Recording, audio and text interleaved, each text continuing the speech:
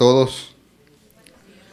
Nos es muy grato en esta mañana recibirlos a este evento que realiza la Sociedad de Historia Centenario de Mexicali. Antes de presentarles a ustedes a la sociedad, les voy a presentar a las personalidades que nos acompañan en esta mañana. Primeramente, nuestro anfitrión, el doctor Alfredo Félix Buenrostro Ceballos, exrector y coordinador del Centro de Estudios sobre la Universidad.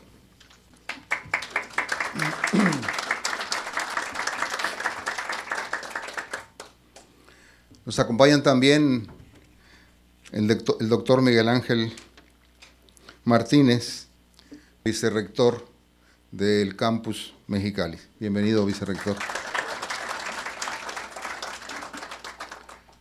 También está en el presidium el médico veterinario Lorenzo Hurtado Valenzuela, quien es el presidente de la Sociedad de Historia Centenario de Mexicali.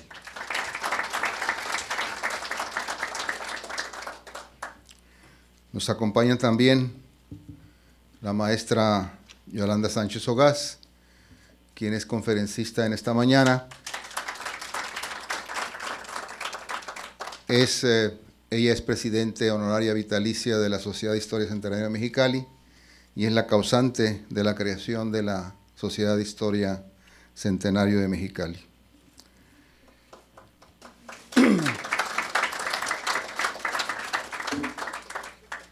Nos acompaña también la licenciada Gina Cruz Bacallet, quien es directora actualmente del Instituto Municipal de Arte y Cultura. Gracias por acompañarnos, licenciada.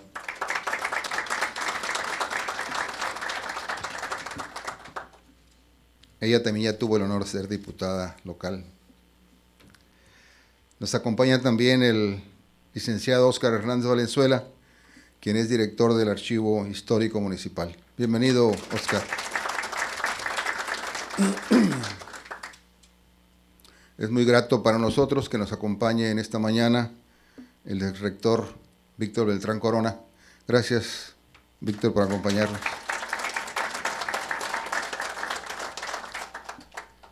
Desde luego que están prácticamente con nosotros todos los conferencistas de esta mañana. Me permito presentarles a nuestro conferencista principal. Él es un historiador muy acreditado, viene de la Ciudad de México, es el doctor Max Calvillo, quien actualmente se desempeña como en el decanato de Historia del Instituto Politécnico Nacional. Bienvenido, doctor.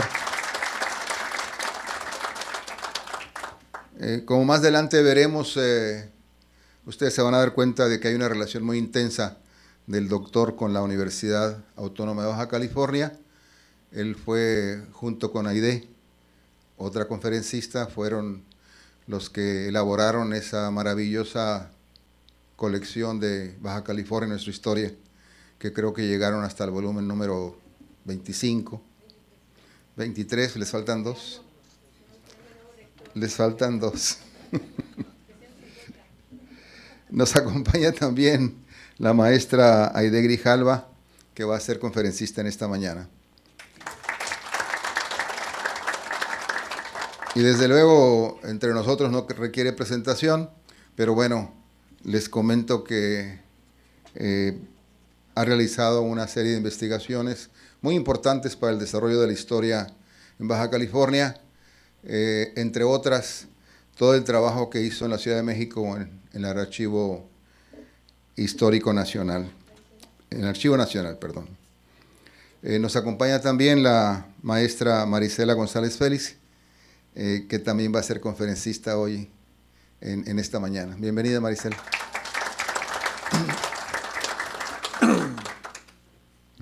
Y bueno, también está con nosotros el doctor Miguel Ángel Esteban Valenzuela, quien va a ser conferencista en esta mañana. Bienvenido, Esteban.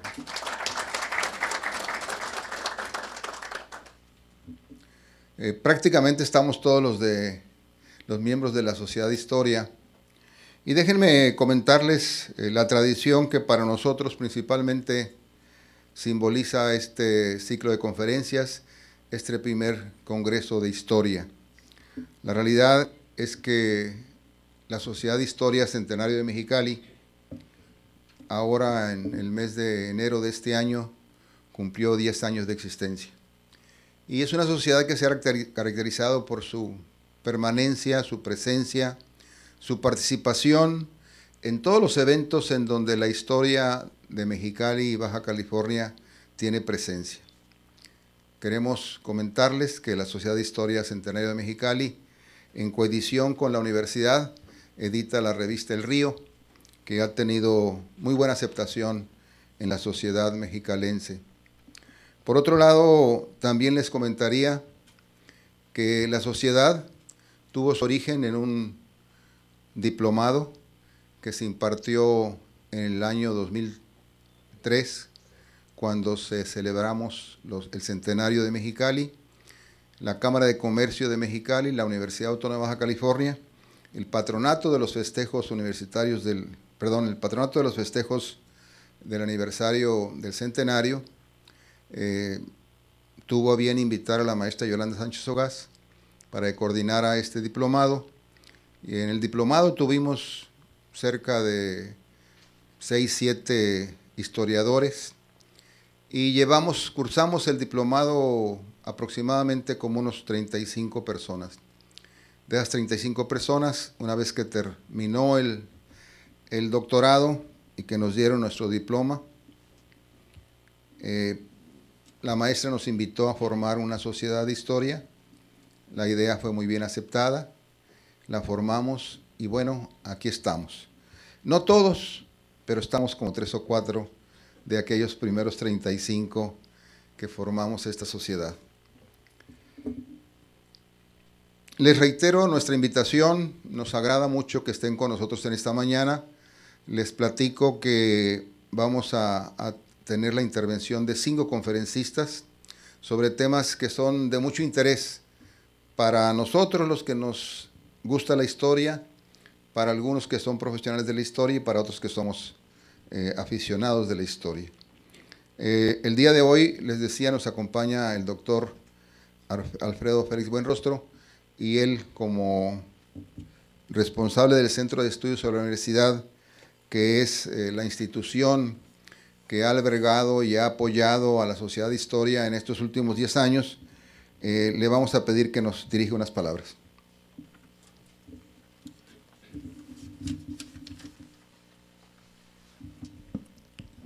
Muy buenos días a todos ustedes.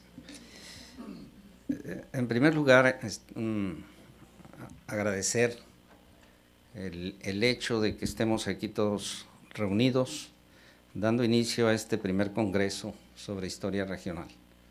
Un proyecto que hace unos meses platicamos y que afortunadamente pues está teniendo en este evento su concretización. Muy contento precisamente porque esto que planeamos en esta mañana se concretiza. Sabemos que la Sociedad de Historia, que se reúne todos los miércoles, pues ha ido consolidándose, ha ido creciendo. Ya la sala de rectores ya no les es suficiente, vamos a tener que hacer un doble piso, porque todos los días veo que va incrementándose en el número de miembros y qué bueno que así sea.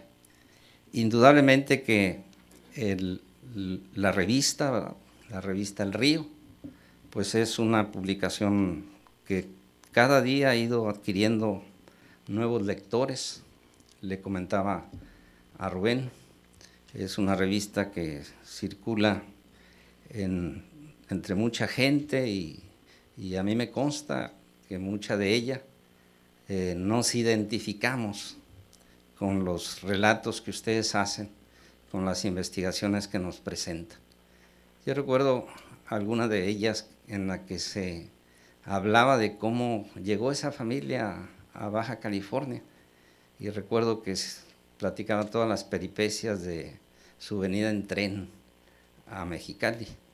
Y bueno, yo ahí me identifiqué muy bien, muy frescamente, ¿verdad? Porque muchas familias venimos precisamente en tren y todas aquellas peripecias que se pasaron, ¿verdad? Para poder llegar a este destino. O sea, son temas tan frescos que hacen que muchos de nosotros nos identifiquemos con lo que ustedes escriben, ¿verdad? Y en ese sentido, esta revista ha ido adquiriendo su presencia y qué bueno que así sea, ¿no? En nombre del Centro de Estudios sobre la Universidad, les damos la más cordial de las bienvenidas a este primer congreso sobre historia regional, agradeciendo la presencia de cada uno de ustedes, de su presidente, don Lorenzo Hurtado Valenzuela, aquí presente, y creo yo que va a ser un éxito por la calidad de los temas y la calidad sobre todo de quienes exponen los mismos durante este evento en el que procuraremos acompañarlos. Muchas gracias pues por su presencia y que sea todo un éxito este evento como lo deseamos. Muchas gracias.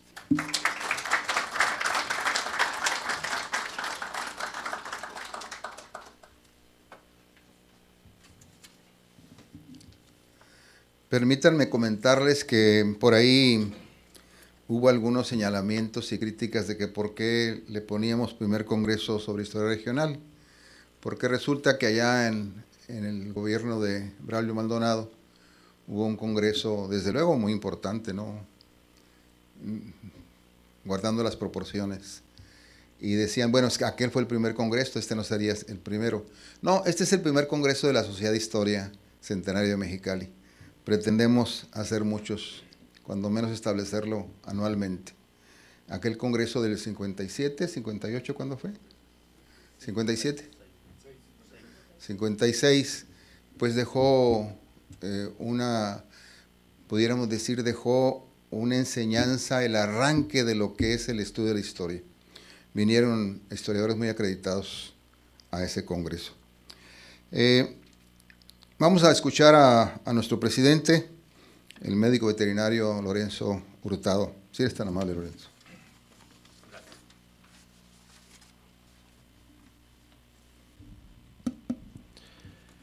Buenos días a todos, compañeros, invitados especiales, funcionarios del Estado y expositores.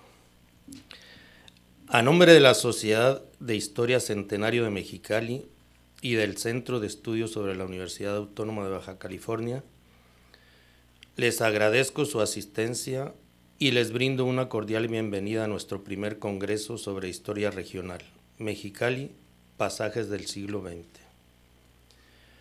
Desde su creación, hace 10 años, nuestra Sociedad de Historia asumió como uno de sus objetivos prioritarios la investigación y divulgación de los acontecimientos históricos de Mexicali y su valle. Con tristeza y preocupación hemos atestiguado que de algunos años a la fecha, en los centros escolares de educación elemental de todo nuestro país, las asignaturas de civismo e historia paulatinamente han sido relegadas a la mínima importancia. Consciente de esto, nuestra agrupación, dentro de sus posibilidades, ha pugnado por reestudiar y dar a conocer a la comunidad mexicalense los hechos históricos y personajes que han sido importantes factores de la prosperidad que hoy disfrutamos. Para la cabal consecución de este objetivo, es muy justo reconocer y agradecer el apoyo que siempre nos ha brindado de manera incondicional el Centro de Estudios sobre la Universidad Autónoma de Baja California, coordinado en aquellos tiempos de la fundación de la sociedad por nuestro socio y editor de la revista El Río, arquitecto César Rubén Castro Bojorquez, y en la actualidad por nuestro estimado doctor Alfredo Félix Buenrostro Ceballos, a quienes hemos tenido siempre como valiosos aliados en nuestros proyectos. Es un honor contar con la presencia de nuestro selecto y distinguido panel de expositores, quienes han hecho el esfuerzo y han tenido la voluntad de participar en este evento. Reciban cada uno de ustedes nuestra sincera gratitud. Por último, y no menos importante, mi agradecimiento a todos los socios y amigos de nuestra agrupación y al personal del CESU involucrados en este congreso. Gracias por su tiempo y disposición. Sin su colaboración todo hubiera resultado más difícil de realizar. A todos muchas gracias por su presencia y mis deseos de que los temas a tratar sean de su interés. Muchas gracias, profesor.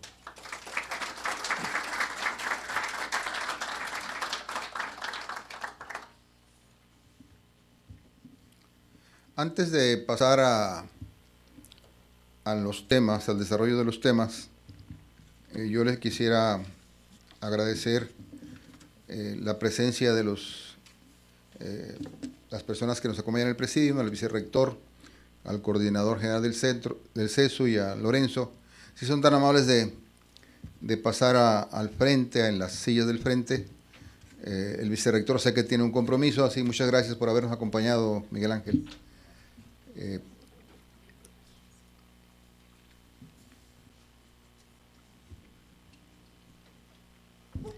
Nuestra primera conferencista del día de hoy es la maestra Yolanda Sánchez Sogaz. Ella es miembro de la Sociedad de Historia Centenario de Mexicali, ya lo habíamos comentado, desde que inició esta sociedad en la primera sesión que tuvimos, la nombramos a ella presidente honoraria vitalicia, sigue siendo nuestra presidenta honoraria vitalicia. Ella es profesora normalista, egresada de la Universidad Autónoma de Baja California, de la Facultad de Pedagogía, primero de la Normal Fronteriza y después de la Escuela de Pedagogía. Su interés por la historia la ha llevado a la difusión de la misma a través de museos humanitarios, pláticas, libros. Actualmente es cronista del Valle de Mexicali. Ha sido reconocida como forjadora de Baja California y como mexicalense que ha hecho historia.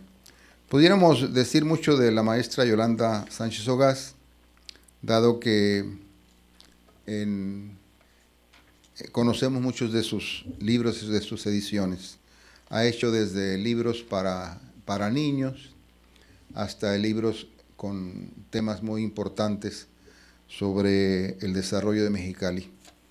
Ella es especialista en el tema del asalto a las tierras. Y bueno, ella el día de hoy va a exponer el tema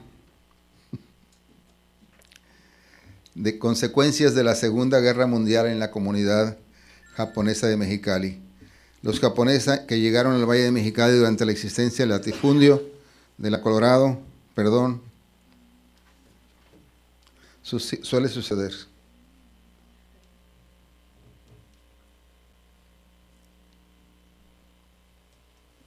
Disculpen. Los japoneses llegaron al Valle de Mexicali durante la existencia del latifundio de la Colorado Riverland. Estos se dedicaron a la siembra del algodón. En 1937, al aplicarse la reforma agraria, fueron expulsados de las tierras que rentaban a la compañía. En la Segunda Guerra Mundial, sufren un nuevo agravio. Fueron concentrados en Mexicali para de ahí ser enviados hacia el interior del país. Los testimonios de algunos japoneses que regresaron al término de la guerra relatan los problemas que enfrentaron durante esos dos hechos históricos. Adelante, maestra. Si gusta, puedes ahí mismo, ¿no? De ese lugar.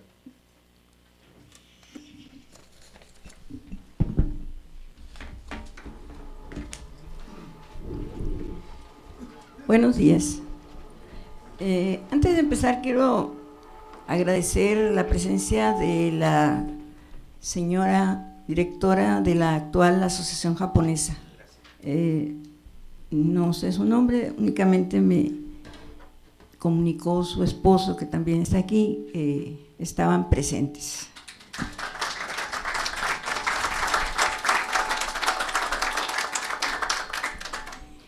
Bueno, ¿por qué este tema? Creo yo que los historiadores de Baja California y en especial de Mexicali no han tratado mucho el tema de los japoneses aquí en Mexicali. Se han hecho varios estudios, investigaciones sobre los japoneses en la zona costa por investigadores de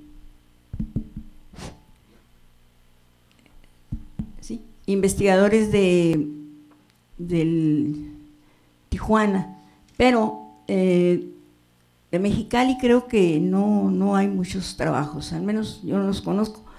Entonces me parece que el tema de qué pasó con la reforma agraria y qué pasó con la Segunda Guerra Mundial en esta comunidad no ha sido tratado específicamente aquí en Mexicali, y por eso me interesé, porque considero que han sido dos asuntos que han dañado a una comunidad que se caracterizó desde su llegada por el trabajo y por su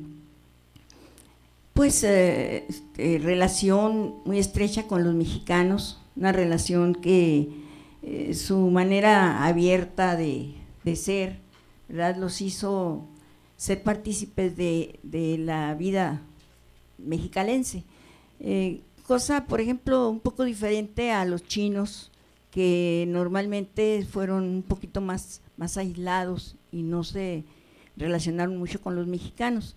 Entonces, bueno, pues el tema es, empezamos con cómo llegaron los japoneses a México, por qué llegaron. ¿Empezamos?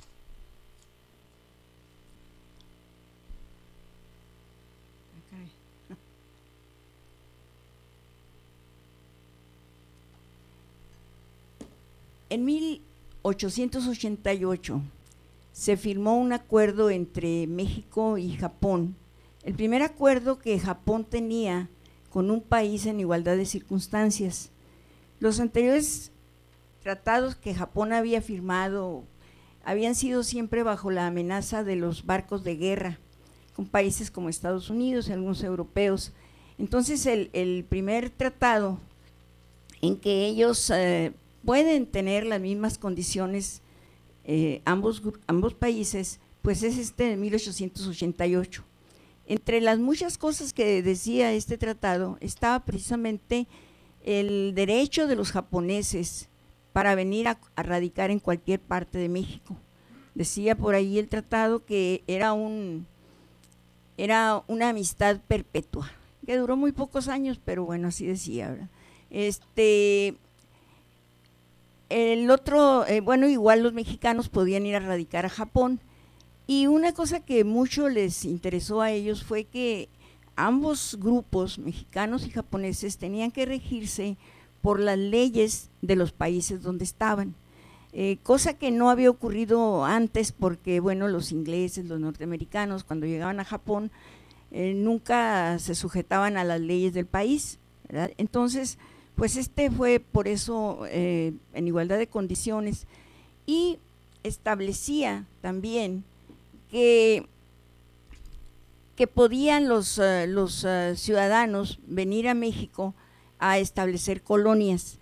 Este tratado se firmó en una época en que México requería con urgencia poblar algunas regiones.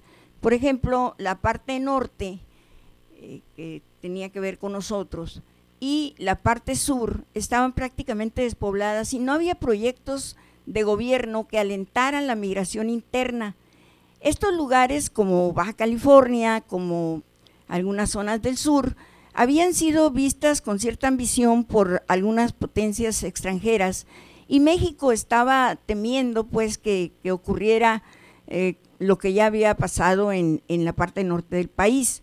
Entonces le urgía traer colonos. No era tanto ni el comercio, porque todavía no había mucho con qué comerciar, sino más que nada el traer colonos, era lo que a México le interesaba.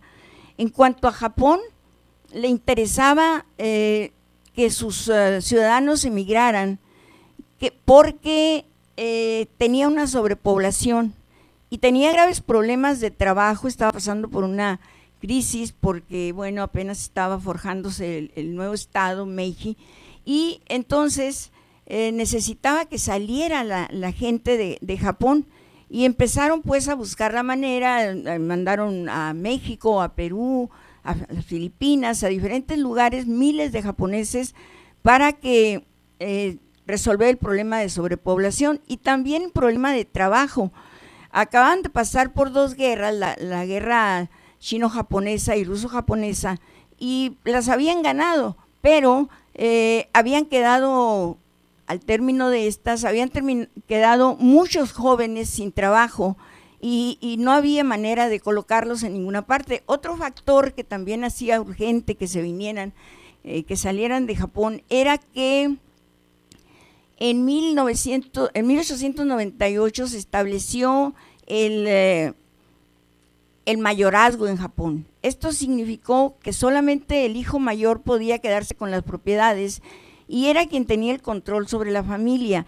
A los segundos y terceros hijos o cuartos o los que fueran, no les gustó eso y, acostumbrados a acatar las disposiciones familiares, pues no quisieron rebelarse y prefirieron salir a buscar su destino en otros países.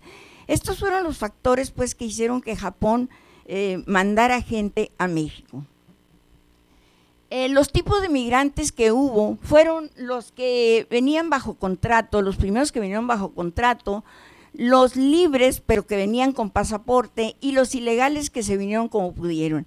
Estos son los tres grupos que llegaron, los tres tipos de migrantes, y bueno, a Baja California, en especial a Mexicali, llegaron en los primeros años este tipo de personas.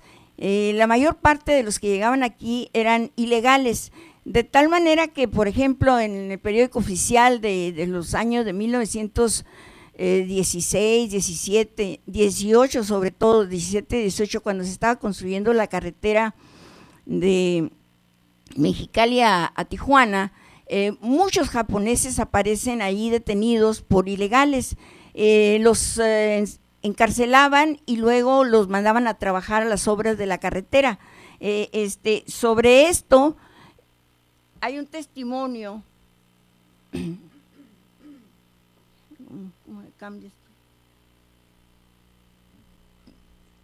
Hay un testimonio de una señora en donde nos narra cómo ellos fueron llevados a trabajar, pero bueno, esto lo vemos luego.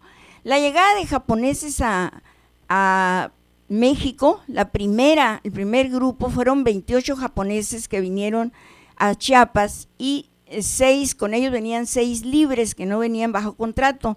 Ellos vinieron a la colonia Enamoto. Esta colonia Enamoto se llamó así porque Takeaki Enamoto fue un ministro que estuvo impulsando mucho la colonización, es decir, que salieran de Japón, y por eso a la primera colonia que se fundó en México se llamó Enamoto.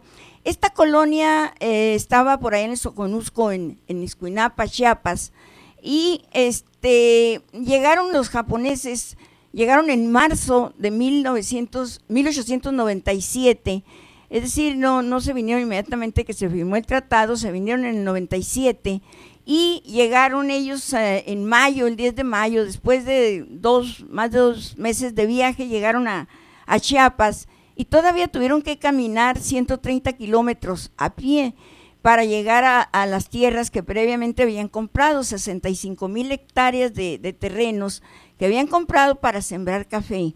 Desafortunadamente,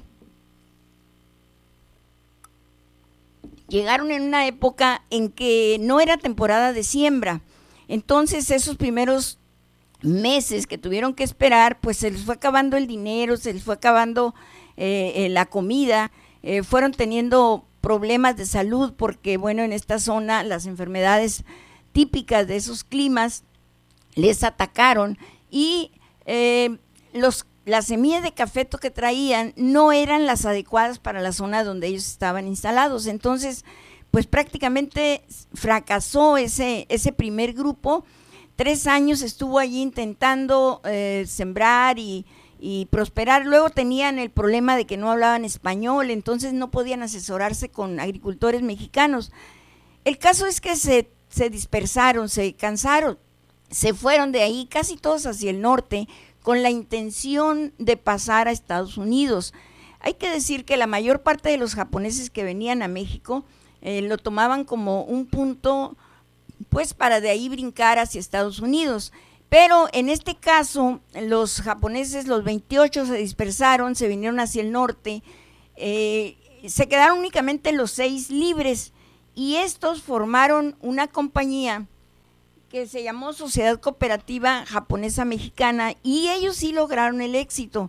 Con el tiempo se convirtieron en una de las empresas más exitosas en cuanto a producción de café, pero pues en general la colonia Enamoto se dispersó y se vienen al norte, y entre estos pues llegan algunos a Baja California, algunos que llegan a la zona de la costa del Pacífico y algunos a Mexicali. Los de la costa del Pacífico se dedican principalmente a actividades pesqueras y los de Mexicali a la agricultura.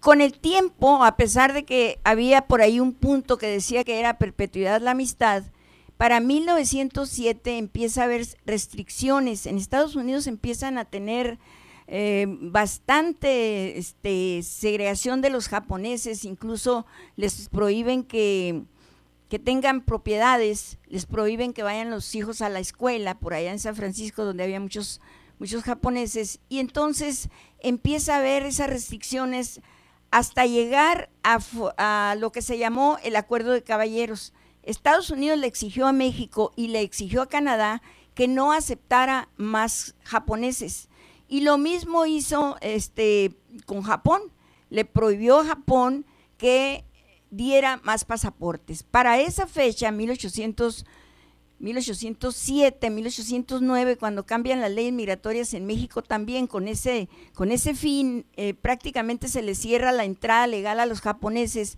porque aunque no se les negaba totalmente, sí se decía que no se admitiría personas del este de Asia que tuvieran porque podían tener ciertas enfermedades propias de aquellas regiones. Entonces, con eso prácticamente se suspende pues la entrada legal de japoneses a México en 1909, perdón. Pocos años después, en 1917, hay un acuerdo nuevo con Japón en el que se permite la entrada de japoneses profesionales, es decir, llega una nueva oleada de japoneses preparados con alto nivel de estudios, médicos, veterinarios, dentistas, parteros, fue lo que más llegó en esa época, y también gente que tenía actividades específicas como mineros, gente que sabía de pesca, porque bueno, era gente que podía venir a apoyar esas actividades en México. Peluqueros incluso se dejó que entraran. Esto fue en 1917 y tiene, bueno, la mayor parte de la gente que llegó se quedó por allá en las ciudades grandes como México, Guadalajara, pero también a Mexicali llegaron algunos de ellos. Cuando llegan los gobernantes sonorenses al poder, Álvaro Obregón, de 1920 a 1924, también empezó una persecución a los asiáticos, tanto chinos como japoneses en México, y dentro de esto hay un cambio en el tratado que tenían con Japón. El tratado de amistad, navegación y comercio se convirtió únicamente en tratado de comercio y navegación, y con esto pues prácticamente se acaba la cuestión legal de la entrada de japoneses.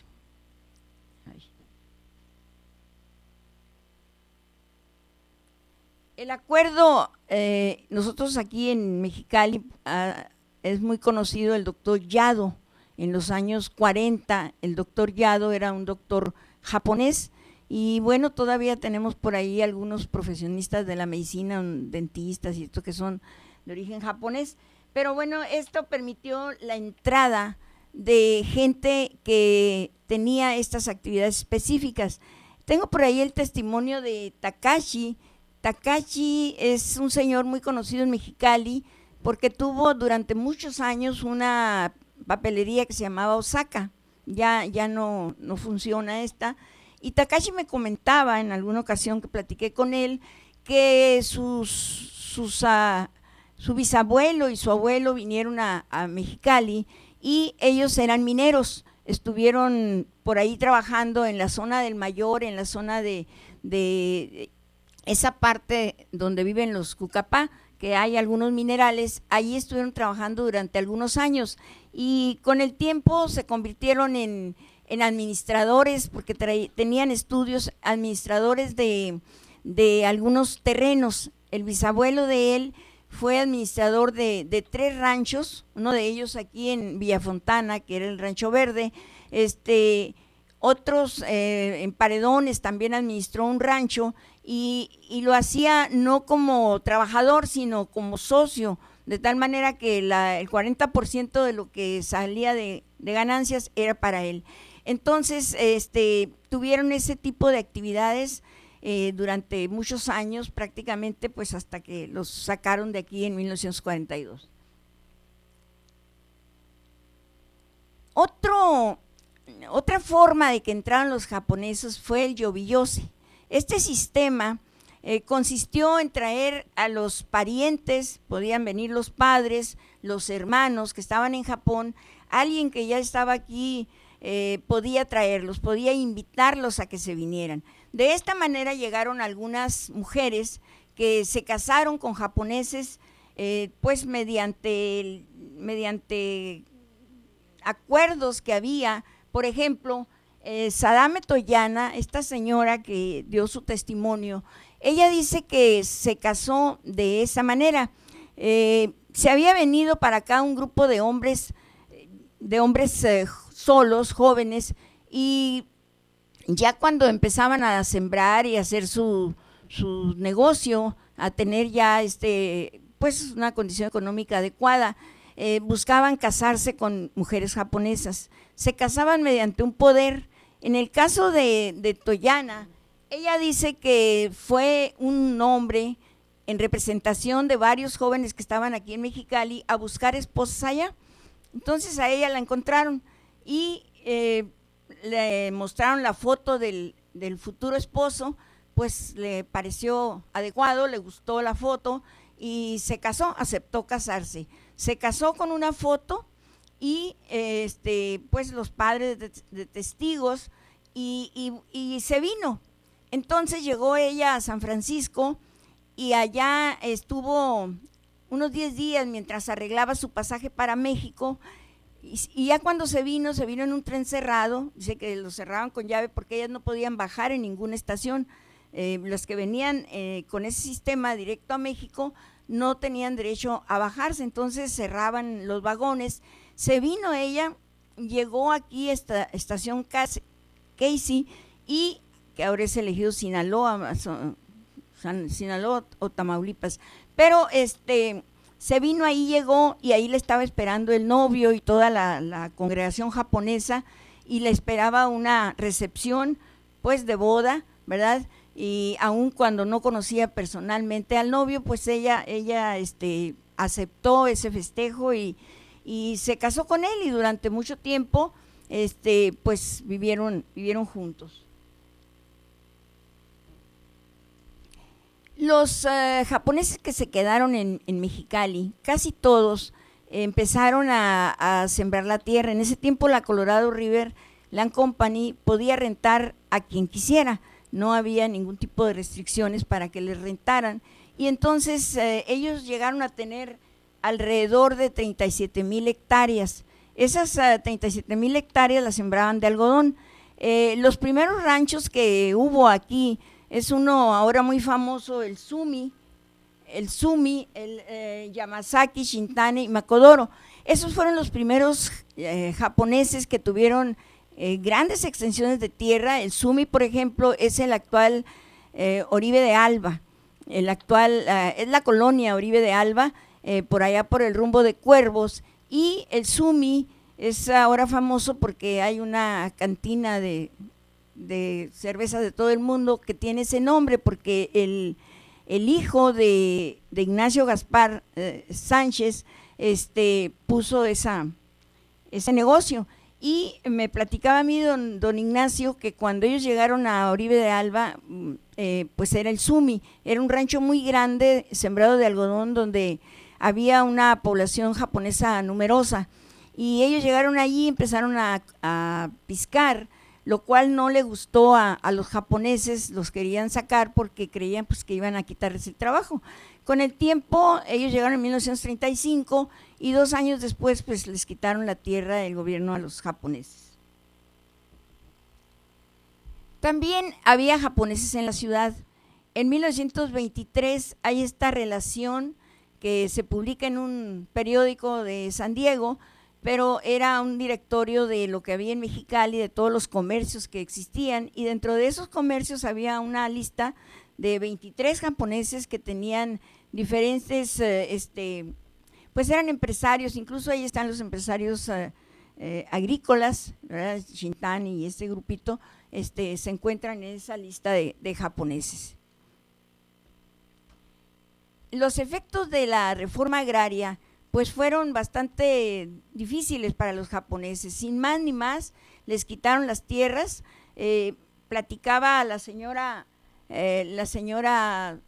Katsumarama, que ella cuando llegó aquí pues vivía en la colonia Pólvora, después se fueron a Rito, que en ese tiempo era todavía una comunidad mexicalense, y allí tenían su rancho, sembraban algodón. Ella incluso había puesto una tienda porque como tenían un troque, pues podían acarrear mercancía, y puso una tienda, y ella trabajaba mucho, atendía la tienda, atendía pues a la familia, y aparte daba clases a los japoneses, les daba clases de japonés, porque ella había estado, cuando era pequeña, había llegado a Mexicali a los 7 años, ella había nacido en Perú y sabía español, y cuando tenía 8 años la mandaron a Japón y estuvo 8 años allá y aprendió el japonés. Entonces se vino y aquí empezó a dar clases de japonés a los japoneses de Mexicali que no sabían hablar ese idioma. Entonces, pues todas esas actividades desarrollaba la señora. Cuando llegaron los mexicanos a tomar las tierras, les pusieron estacas alrededor, no los dejaban salir, hasta que bueno, ya les permitieron la salida, y ella comentaba que una mujer que iba ahí entre los agraristas le quería quitar la máquina de coser que ella tenía, pero pues la defendió y no dejó que se la quitara, pero sí les quitaron las tierras. Estuvo un tiempo, estuvieron viviendo por ahí en un pedacito que les permitieron quedarse, y incluso dice que ya cuando se llegó el tiempo de preparar la tierra, los mexicanos no sabían hacerlo, los agraristas, porque pues eran gente de ciudad, y ellos mismos les ayudaron a que aprendieran a cultivar la tierra. Entonces ya después se vinieron acá a Mexicali y tuvieron algunos negocios. Entre los negocios que pusieron las familias japonesas que se vinieron del valle, estuvieron 3 neverías muy famosas que hubo en Mexicali. Una de ellas se llamaba El Oasis, que era de esta señora Katsurayama, y dice que cuando ella llegó allí estaba por la Reforma, frente a la Cuauhtémoc. Cuando ella llegó no sabía nada de comida mexicana, pero consiguió un cocinero que luego la ayudó, aprendió y empezó a preparar unos tacos que fueron muy famosos, dice, y además la nieve, que era lo que la gente buscaba, y dice que cuando ya tenían un prestigio, mucha clientela y todo, para 1942 pues recibieron la orden de salir de Baja California. Los japoneses, cuando perdieron las tierras, no se quedaron tranquilos. Estaba entonces como presidente de la asociación un señor Ogane, y él mandó una carta al presidente Lázaro Cárdenas. En esa carta le decía pues que ellos tenían una cantidad de tierras que eran 37,000 hectáreas y que estaban por levantar 10,000 pacas de algodón cuando les quitaron las tierras, porque fue en enero precisamente cuando están finalizando la pizca de algodón, y les quitaron esa cantidad de tierras. Entonces ellos pedían que les permitieran rentar nuevas tierras. Había tierras todavía desocupadas y la Colorado habían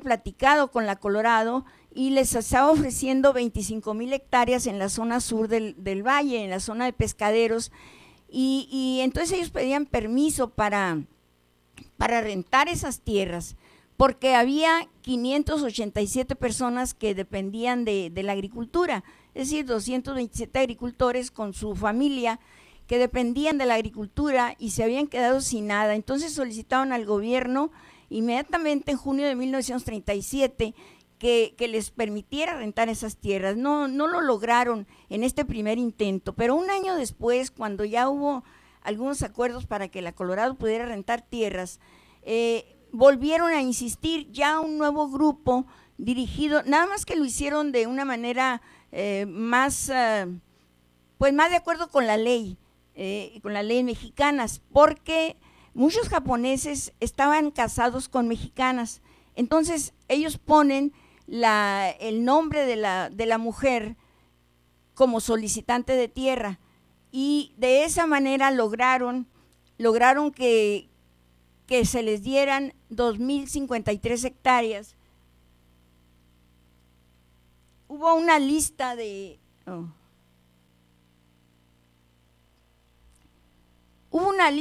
de 24 personas que solicitaban esas tierras, pero únicamente aceptaron a 22, y no aceptó el gobierno que les rentaran a todos, que les rentaran las 2,053 hectáreas, sino que dijo que la Colorado debía hacer contratos personales con cada japonés, ¿verdad? No querían ellos que hubiera fuerza pues en este grupo. Entonces reciben estas tierras y con ellos forman la colonia Leona Vicario. Esta colonia se encuentra al sur del valle, muy al sur, pegado al río Colorado. Entonces, en aquellos años, cuando todavía, estamos hablando de 1938, cuando todavía no había obras de defensa, ellos sufrieron varias inundaciones, les dieron permiso para hacer canales y pozos para regar esas tierras, y cuando estaban haciendo el pozo se inundaron en 1939, sufrieron una inundación que les llevó todo el trabajo que estaban haciendo, y entonces ya tenían ellos la tierra preparada para sembrar. Fueron con la gente de la colonia Carranza, con la que colinda hacia el norte de la Leona Vicario, y la colonia Carranza contaba con un canal muy importante que era el canal El Mexicano, y entonces le pidieron el agua y se las concedieron. Los mexicanos y los japoneses siempre tuvieron buenas relaciones, entonces les dieron el permiso para que usaran el agua de este canal, nada más tuvieron que hacer su propio canal para llevar a sus tierras, y así la Leona Vicario empieza a producir. Desafortunadamente en 1941, cuando habían levantado una gran cosecha, ya tenían amontonado el algodón solo para traerlo a Mexicali, se viene la inundación muy grande que sufrió el valle, que bueno, va a tener consecuencias graves. Les llevó todo el algodón. Me platicaba a mí un señor Ramírez, que se casó con una de las hija de uno de los que tuvieron tierra ahí, Canagui. Me platicaba que él, una vez que fue a visitar a su novia, pues le tocó ver esa inundación, dice que nada más flotaban los montones de algodón. Esto hizo que la colonia fracasara y la dejaron las tierras, ahí se quedó todo lo que ellos habían construido, y los japoneses abandonaron esta zona que para 1948 pasó a poder de mexicanos, pero fue porque ellos quisieron abandonarla por el problema que había de las inundaciones. La integración de los japoneses a Mexicali la relación fue muy cordial siempre, y había la participación de ellos en eventos de todo tipo con los mexicalenses. Bueno, se viene la Segunda Guerra Mundial. Aunque México entra a la guerra por allá, declara la guerra al eje, por allá en mayo de 1942, puede decirse que desde el segundo día, después del asalto a Pearl Harbor, los japoneses empezaron a sufrir las consecuencias de la guerra, empezaron a ser vigilados aquí en Mexicali, empezaron a ser restringidas algunas de sus actividades. Todavía no había ninguna orden para tal cosa, sin embargo empezaron a sufrir esas consecuencias y para enero, el 1 de enero, y me acaba de traer el señor un documento que me gustaría leerles, yo nunca había leído uno, pero es sobre la orden que le dan a los japoneses de que salgan de Mexicali. Está dirigido al señor Yaishiro Masuda, que vivía en Ensenada en ese tiempo y es el abuelo de la señora, ¿verdad? El papá de la señora. Bueno, dice: el ciudadano gobernador del territorio, en respetable oficio sin número de fecha 31 de diciembre último, dio a esta delegación de mi cargo lo siguiente, por acuerdo superior en virtud del actual estado de emergencia se servirá a usted comunicar desde luego a los elementos de origen japonés que radiquen en esa jurisdicción a su merecido cargo que dentro de un plazo que terminará el día 5 de enero próximo deberán reconcentrarse de los campos o embarcaciones a las ciudades de Mexicali, Tijuana o Ensenada, según corresponda, concediéndoles a la vez el término de 10 días a partir del expresado 5 de enero para que se trasladen a cualquiera otra entidad de la República de las no comprendidas en los litorales o fronteras de nuestro país. Por conducto de esa propia delegación debe dar aviso al gobierno del territorio y a la oficina de población correspondiente del lugar en donde pretendan fijar su nueva residencia. Y bueno, ahí continúa, pero es la orden que llegó el 5 de enero para todos los japoneses que debían de reubicarse. Esta orden, había una famosa lista negra de los Estados Unidos que fue lo que hizo actuar así a México por presión de Estados Unidos. La lista negra señalaba cuáles japoneses debían de salir en una semana, cuáles en 15 días y cuáles les daban más tiempo. Había, por ejemplo, que los japoneses que estaban casados con mujeres mexicanas, ellas podían quedarse y los hijos que hubieran de ese matrimonio también podían quedarse, pero muchas se fueron pues con su esposo, se concentraron en Mexicali y hay testimonios de las señoras de cómo sufrieron. Los llevaron a Peñasco, de Peñasco los llevaron a Santana en unos camioncitos que iban todos amontonados, igual en el tren que tomaron en Santana, de tal manera que hubo incluso niños que murieron en esos viajes, hubo personas que sufrieron enfermedades y finalmente algunos se quedaron en Guadalajara, otros se quedaron en México y no tenían a dónde llegar, no conocían, entonces se formó una asociación para ayudarlos y esta asociación adquirió una hacienda por allá en Morelos que se llamó Temisco y ahí se fueron ellos a Temisco. Aquí hay alguna foto de Temisco. Bueno, esta es la concentración. Aquí está, esta es la hacienda de Temisco, pero en esta hacienda llegaron a vivir más de 500 japoneses y no cabían ya, entonces se fueron a otra que se llamaba Batán, adquirieron otra en el estado de México que se llamaba Batán y ahí se fueron otros japoneses que salieron de aquí de Baja California. Otros, como la señora Katsurayama, ellas se fueron a Contreras. Allí en Contreras uno de ellos consiguió un terreno y se fueron varios y se dedicaron a la siembra de de flores. De hecho, no se vinieron cuando se acabó la guerra, se vinieron hasta 1973 porque tenían su negocio y después pusieron una granjita de pollos.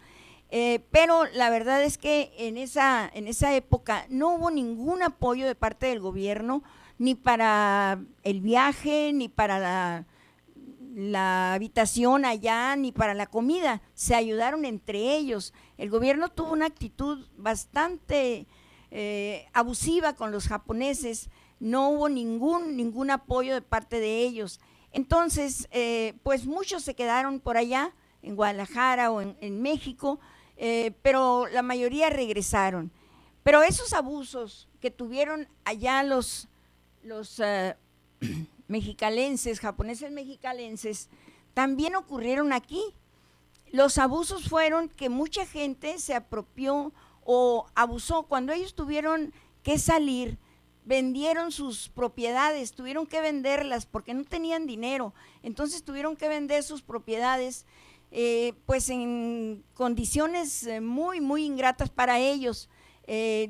Algunos que tenían comercios, por ejemplo, dejaron todo esto. Hubo mexicalenses que se apoderaron de manera ilegal de las propiedades que ellos dejaron, por ejemplo, terrenos que estaban, estos terrenos donde ahora están las florerías, que eran puros negocios japoneses por ahí, por la calle México, pues tuvieron que venderlos, todo lo que había en el centro, en la esquina de Morelos y Madero, estaba una tienda y dice pues con mucha mercancía y la tuvieron que vender en una semana. Entonces, en ese sentido, los mexicalenses pues cometieron el abuso de quedarse con esto a muy bajo costo, pero cuando menos pues pagaron algo.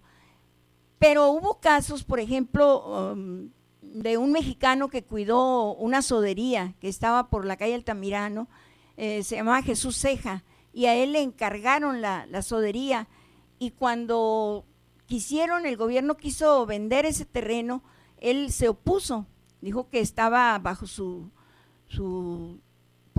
control y no permitió que el gobierno lo vendiera. Cuando regresaron los japoneses, el dueño de ese terreno se lo entregó tal y cual lo había dejado. Estos casos hubo varios en Mexicali, que los mexicalenses cuidaron de estas propiedades, pero también hubo abusos, como es el caso de los terrenos de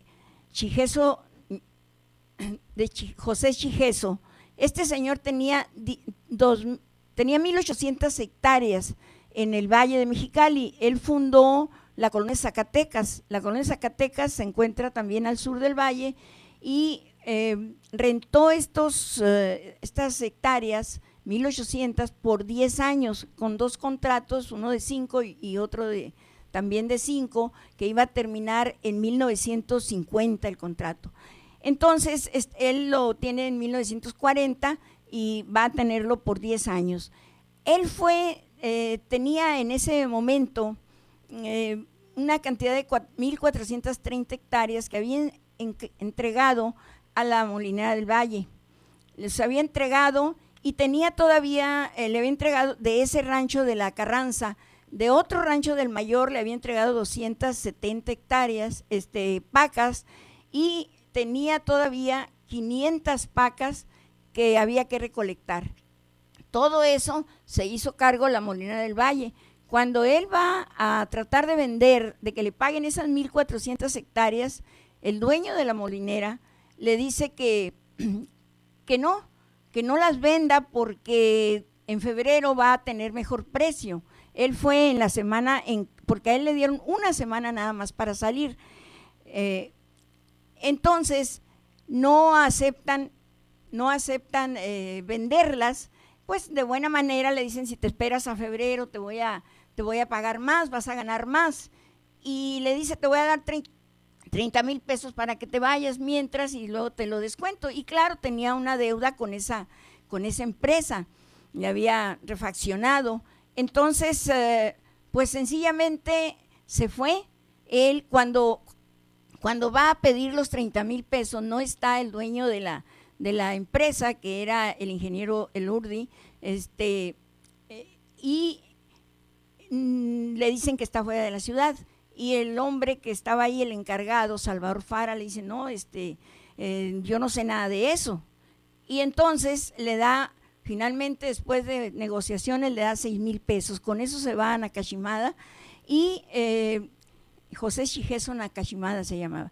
Y entonces, pues al cabo del tiempo está reclamando su dinero, hasta que llega un momento en que lo desconocen. Le dice, tú no tienes ningún negocio con nosotros. Pero antes de irse, lo llevaron a una notaría para que firmara 10 hojas en blanco, y él las firmó, y con eso hicieron el cambio de propietarios. Le pusieron esos terrenos a nombre de varios mexicalenses, y bueno, no recibe él nada después de una serie de reclamos. Cuando él sale, cuando ya tiene derecho a regresar a Mexicali, él pone una denuncia a la Junta de Negocios con el enemigo, y entonces pues en ese archivo que hay, que está él narra todo lo que pasó, cómo habían formado la colonia, cómo habían sufrido la inundación de 1941, donde incluso murió un japonés, y cómo había sido despojado de esos terrenos. Finalmente no recuperan nada, ¿verdad? Entonces, ese tipo de abusos se dieron también, no solamente se sufrieron los abusos del gobierno por esta presión que sufrió de Estados Unidos, sino también los abusos de particulares. Entonces, yo creo que esto hace falta documentarlo más y ver qué fue lo que pasó realmente en estos acontecimientos para una comunidad que se había distinguido por su trabajo y por su confianza con los mexicalenses. Y bueno, pues ese es el tema que tratamos. Como ya creo que ya se acabó el tiempo, por ahí le dejamos. Si gustan ustedes hacer alguna pregunta.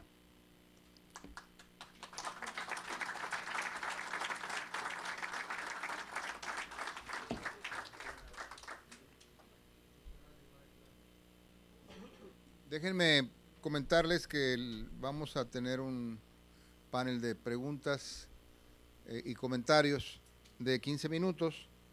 El protocolo va a ser que si alguno de ustedes quiere hacerlo por escrito, lo puede hacer por escrito. Si lo quiere hacer verbal, la pregunta debe ser muy concreta, y si va a hacer un comentario, que no dure más de 1 minuto el comentario. A ver, si alguien desea hacer alguna pregunta de viva voz, lo puede hacer. Sí, adelante.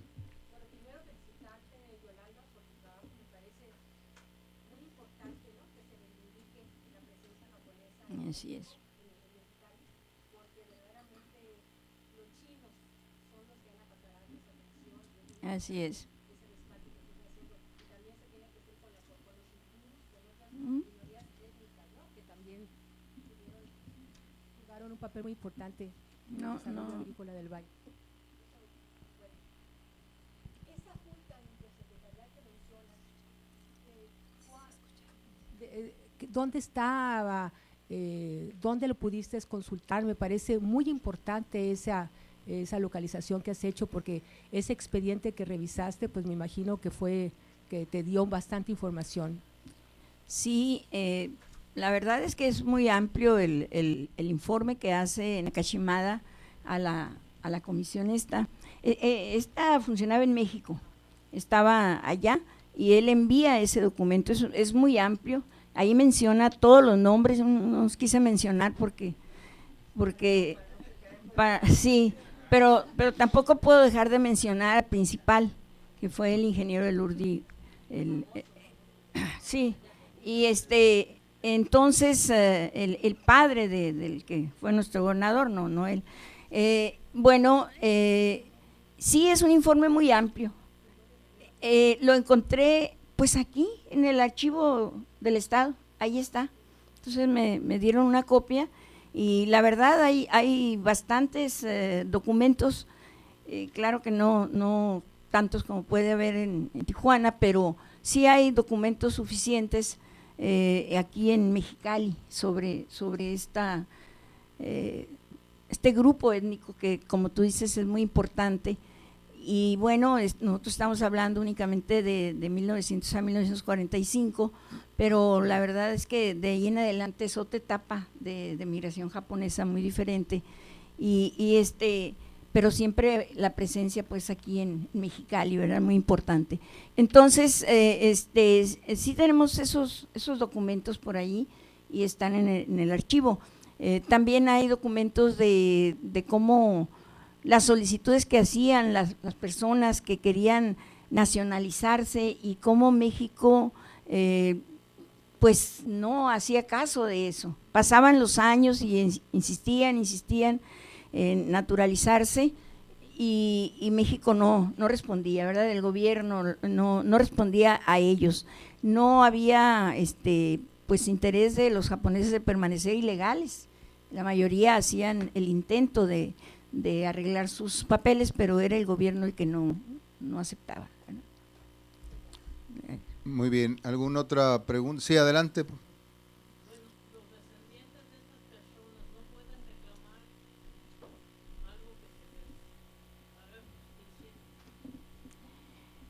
Pues la verdad ahí sí ya no sabría yo, ellos cuando regresaron volvieron a establecer la asociación japonesa pues precisamente para protegerlos, pero para proteger a estas personas, pero la verdad legalmente no sé cómo funcionaría eso, no sé si pudiera decirnos algo la señora, si han hecho algunos intentos.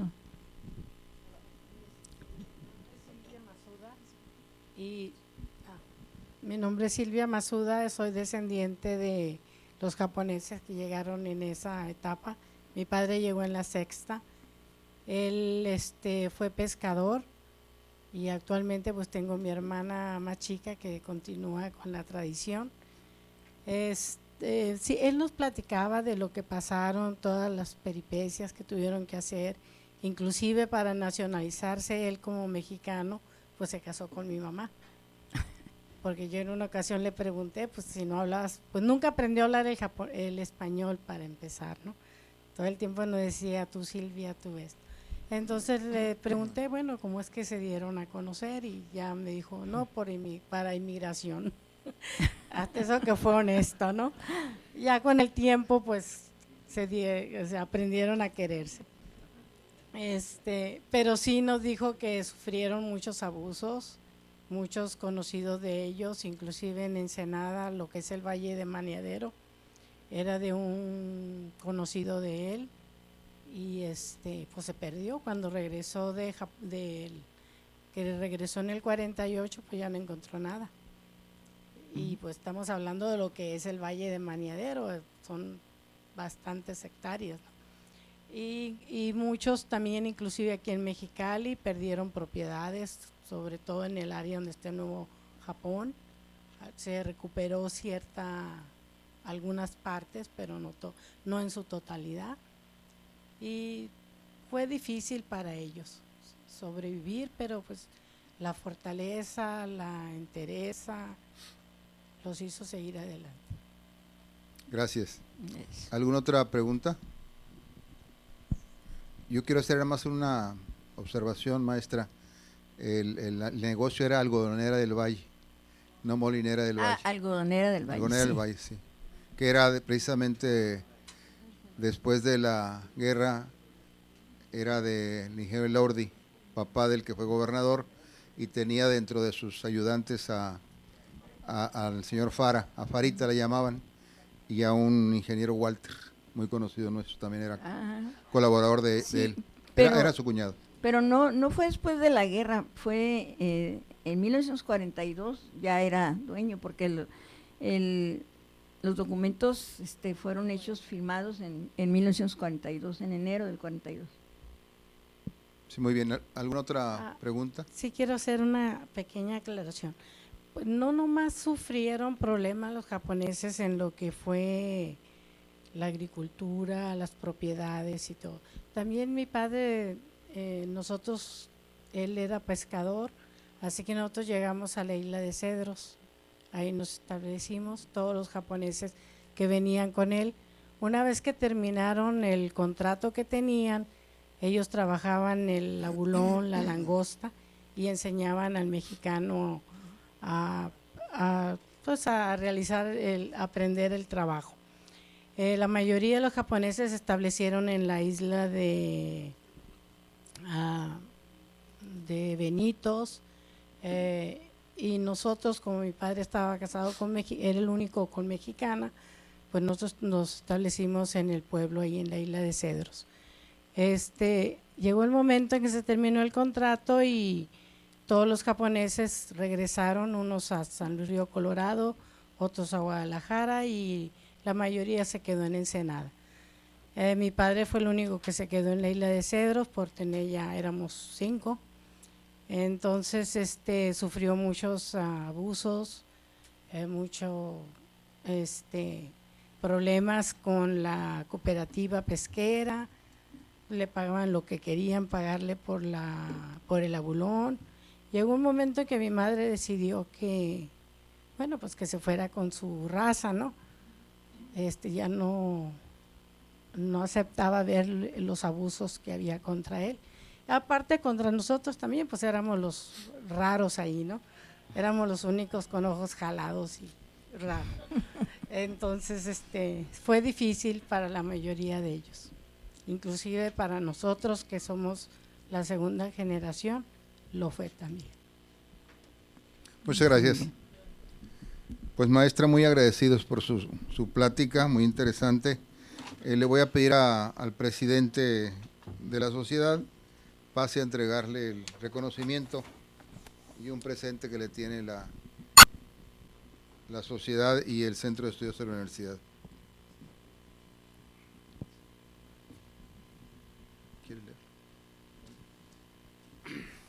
La Sociedad de Historia Centenario de Mexicali, AC, y el Centro de Estudios sobre la Universidad otorgan el presente reconocimiento a la profesora Yolanda Sánchez Ogaz por su participación como ponente en el primer Congreso sobre Historia Regional Mexicali, Pasajes del Siglo XX, celebrado el 24 de noviembre del 2014 en la Sala de Rectores del Centro de Estudios sobre la Universidad, Campus Mexicali. Noviembre del 2014, doctor Alfredo Félix Buenrostro Ceballos, coordinador del CESU, Lorenzo Hurtado Valenzuela, presidente de la Sociedad de Historia Centenario.